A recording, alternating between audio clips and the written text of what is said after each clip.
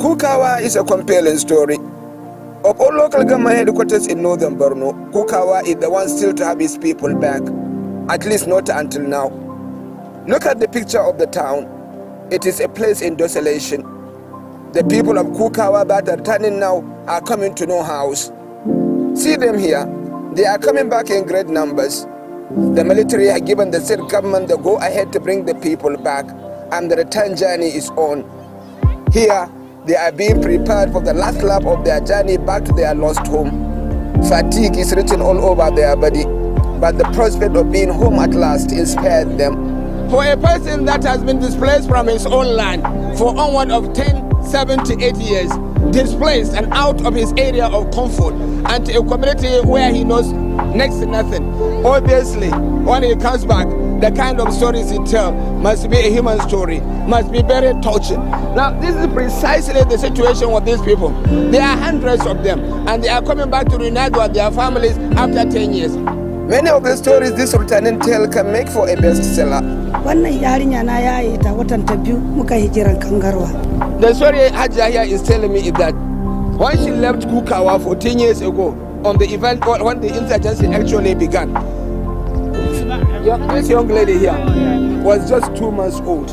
Today, when they are coming back to Kukawa, the girl is already 14 years old and a woman. Obviously, it has been quite a long time. But during that time, she has been moving from Kukawa to various areas, running away from the activities of the insurgents. It happened that this woman speaks of losing her husband some 8 years ago, but she's coming back with the 2 children under 6 years. Across the returning women are likewise scenarios, which actually speaks of their high fertility away from home. Probably the readers of the scripture may have a picture of the similarity with what is happening now. This is the great trek back home. These are people of Kukawa local government area who have been displaced, some of them more than 14 years ago. Now they are making a triumph entry back to their homeland after those 14 years sojourn as internally displaced persons. No thanks to the activities of insurgents, and in fact no thanks to all the displacement that they have suffered as a result of that. After several arrival protocols, they are allowed to link up with their lost home. This is what used to be of the house of Lamida Hassan. He left Kukawa 14 years ago. He is back now with his 3 wives and 14 children. He is at the mercy of a friend who gave him a small shelter before he sought his house out. We visited the house. Palmata identified the space where her house used to be, but she seems to be at a loss. Nobody can read her mind. Yet, there is this man. He identifies what used to be his house and just leaves his soul out around it. He has no worries in this world. Even his bag is not a bother to him. He needs to rest his tired soul. The returnees were given stipends to start up life back home. Their obvious lack of shelter and food are a threat to them though. These are areas that require urgent intervention. The government is not without its request for them too.